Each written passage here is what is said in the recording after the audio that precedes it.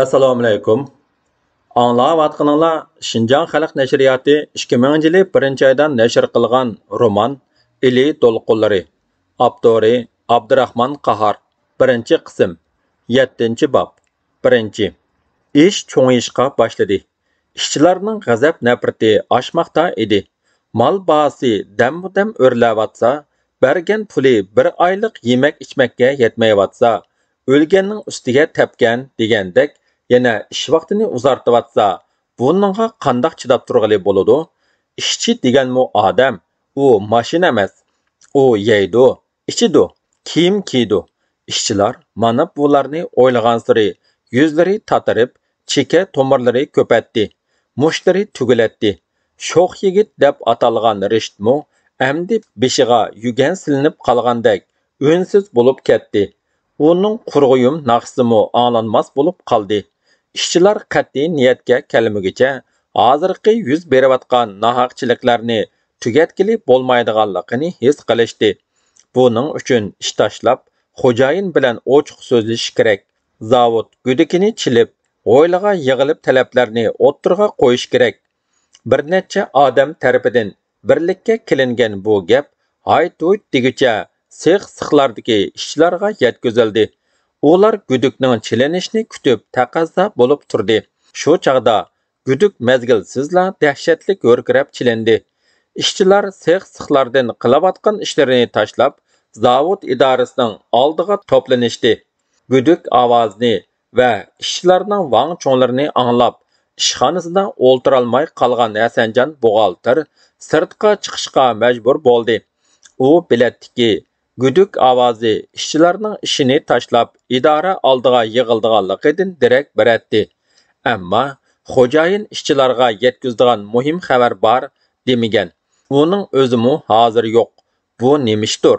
Hasanjon boshliq bir necha xizmatchi o'diqib, tamtirib hovliga chiqdi.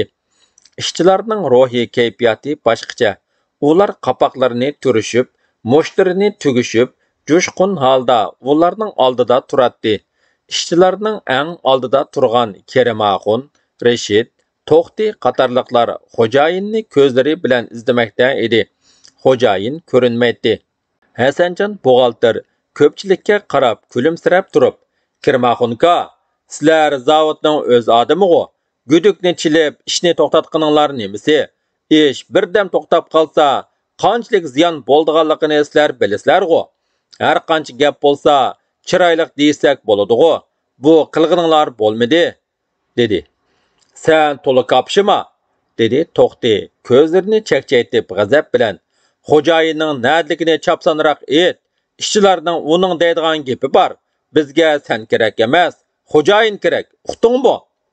Hasanjon buxgalter alayib qardi-da, g'azabli ko'zlarini ko'rib, ko'zini ulardan qochirib dedi: "Xo'jayin hozir ishxonada yo'q. Ishinglar bo'lsa, menga danglar. Xo'jayin kelganda o'zim yetkazaman. Qandoqla ish bo'lsa, hal qilg'ili bo'ladi emasmi? Buncha vala g'alva qilib ketishning nima hojati? Biz mana hozirdan boshlab ish tashladik. Bizning 3 turlik shartimiz bor. Bu shartlarimizga xo'jayin qachon ma'qul bo'ladi ekan, shu chaqda ishga tushimiz, bo'lmasa ishga tushmaymiz. To'g'ri?" deb varqirashdi ko'pchilik. "Qani, shartinglarni aytib boqinglar", dedi buxgalter. "Birinchi, ishchilarni ishdan bo'shatish ma'ni qilinadi. Ikkinchi, ish vaqti uzartilmaydi. Ish haqqi belgilangan vaqtda berilib turdi. Uchinchi, ishchilar vakili bilan xo'jayin o'rtasida kelishim tuziladi."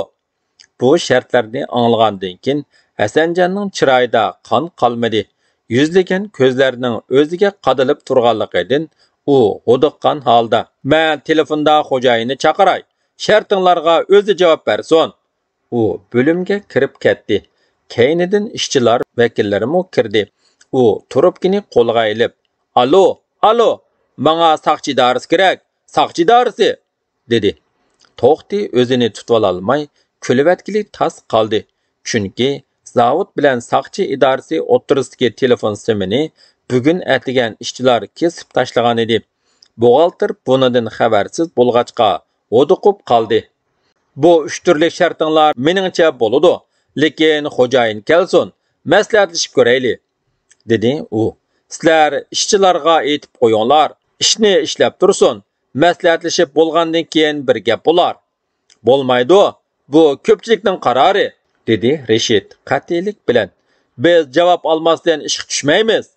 Ular Hasanjon buxgalterning javob bera olmaydiganligini biladi. Shunga bo'limdan qaytib chiqdi-da, ikki o'tirda bo'lingan gap so'zlarni ko'pchilikka so'zlab berdi. Ko'pchilik o'z qarorida mahkam turdi. Xo'jayinning ma'qulligini olmoqcha ishga tushmaydiganligini bildirishdi va uy-uylarga tarqalib ketishdi. Shuning bilan zavod ichida buxgalter Hasanjon boshliq bir necha xizmatchilardan boshqa birmu odam qolmadi. Necha yuzlagan ishchilarning sex-sixlardagi har xil mashg'ulotlari bilan xuddi qaynayotgan qozondek puruqlab turadigan zavod ichi birdilla bo'ron uchirib ketgandek jimib, surlik tusga kirib qoldi. Asta urayotgan shamol qog'oz parchalari va g'azonlarni uchirib yuratdi. Sixlarning ichi g'ung'uyib qoldi. Ish tashlash yuz berib, bir necha kundan keyin kun issiq bo'lgani uchun haq suyiga chlangan minglagan tera beqsib buzilishga boshlab, ichigan puroqlar tarqalmoqda edi. Qanday qilish kerak? Yangidan 6 shahardan chiqqan ishlamchi bolalarni qabul qilsa, ishning yo'lini bilmaydi. Mushu ish bilan zavodni taqsa texmi bo'lmaydi. Xo'jayin nihoyatda qiyin bir masalaga duch kelgan edi. Oxiri hech qanday amal qila olmagan xo'jayin ishchilar vakillariga "Bo'ladi, shartinglarga ma'qul bo'ldim", dedi va uqtirish qilingandan keyinla ishchilar ishga tushdi. Kunlar o'tmoqda edi. Xo'jayin ma'qul bo'lgan 3 shartning birida ishchilar vakili bilan xo'jayin o'rtasida kelishim tuzildi deb belgilangan edi. Lekin xo'jayin turli bahona sabablarni ko'rsatib, hozirgacha kelishim tuzilmay kelyotdi. Gap qilmay qo'yib bersa, kun o'taverdigandek qiladi. Xo'jayin uningdan ig'iz ochadigandek emas. Bir kuni Zayniddin xo'jayinning oldiga kirib keldi. Xo'jayin Zayniddinning beshidan oyog'igacha g'azabini yoshirib qarab chiqdi. "Xo'sh, bu yoqqa kiribsiz. Biror ishingiz bormidi?" "Albatta ishim bor. Ishxonangizda o'ltirmaydi ekansiz-ku."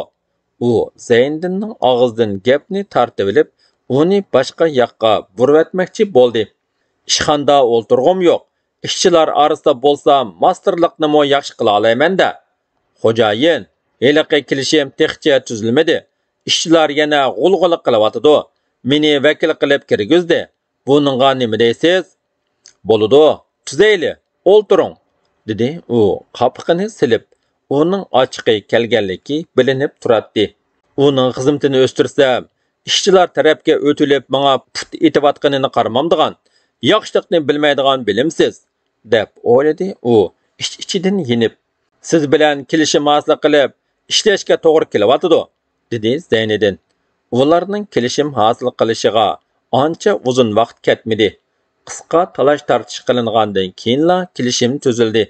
Yangi kelishim bo'yicha har oyda ishchilarning ish haqini master Zayniddin belgilaydigan bo'ldi. Pul kundan kunga paxollashib ketib borganlikdan ish haqini mahsulotning tannarxiga qarab belgilashga to'xtatdi. Ishchilar endi rozi bo'ldi. Bu ishchilarning ko'nglidagidek kelishim bo'lgan edi. Zayniddinning ishchilar tarafda turib, va'dasida turganidan hammasi uningga opirin aytishdi. Ammo ma'lum vaqt o'tgandan keyin xo'jayin buningga chidamadi.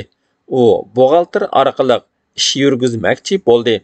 Xo'jayinning o'y-xiyoli, planlarga moslashgan Hasanjon buxgalter Zayniddinning belgilagan ish haqini buzib, o'zlarining deganini qildi.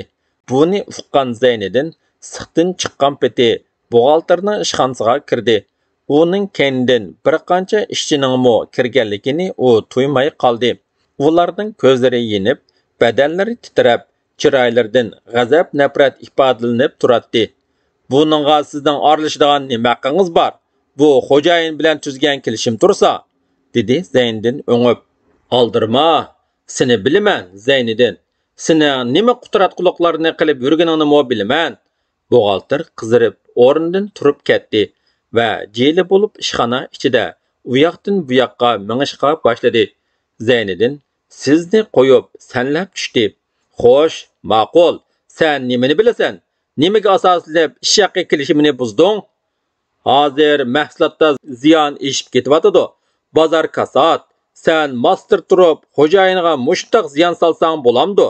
Sening ishchilar orasida fitna fasod terayotganini bilmaydi demsan. Tuhmat qilma. Masterlikqa o'stirdi deb ishchilarning manfaatini yerga urishga vidonim ko'tarmaydi mening. Agar bundan keyingi ish tuzgan kelishim bo'yicha bo'lmaydigan bo'lsa, men bu yerda ishlamayman. Uqdingmi? Ishlamsan, ishlamamsan o'zingning ishi. Buningga men aralasholmayman.